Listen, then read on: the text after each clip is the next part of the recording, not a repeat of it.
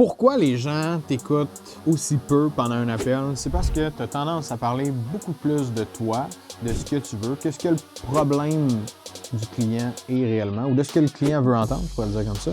On s'en fout de c'est quoi ton entreprise, on s'en fout de ton produit, quel prix qu'il a gagné en 2024, on s'en fout aussi du prix de tout ça, puis qu'est-ce que ça comprend en ce moment. Tu parles à un inconnu depuis 15 secondes au téléphone, depuis 10 secondes au téléphone. Donc si tu veux le garder intéressé, comme dans à peu près n'importe quelle conversation humaine, tu vas lancer des lignes, tu vas lancer des questions ouvertes qui vont faire en sorte que le prospect va devoir te répondre et te donner de l'information. Il y a quelque chose de bien intéressant à propos des humains, c'est qu'ils aiment quand même ça, parler de eux et de leur situation, quand tu t'intéresses réellement à eux et à leur situation.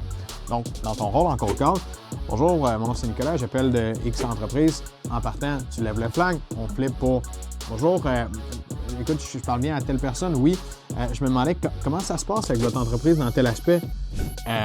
Nous, ça va quand même bien. Pourquoi vous demandez ça? En fait, je m'inquiétais simplement. Il y a beaucoup de compagnies comme la vôtre qui vivent des enjeux là-dessus. Je suis curieux, comment vous vivez ça, vous, de votre bord? Nous, on vit ça de non. Vous voyez où est-ce que je m'en vais avec ça? Je suis capable d'aller m'intéresser réellement à sa situation. Je suis même pas en train de parler de mon service. Je suis même pas en train de parler de ma compagnie non plus, puis pourquoi on est bon.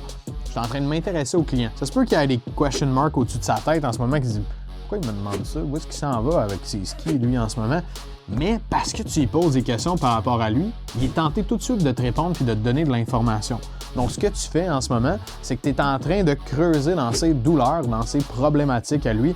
Et là, on a quelque chose à travailler. S'il y a des problématiques, mais là, tantôt, ton produit ou ton service, il devient pas mal plus intéressant parce qu'il vient régler ces problématiques-là.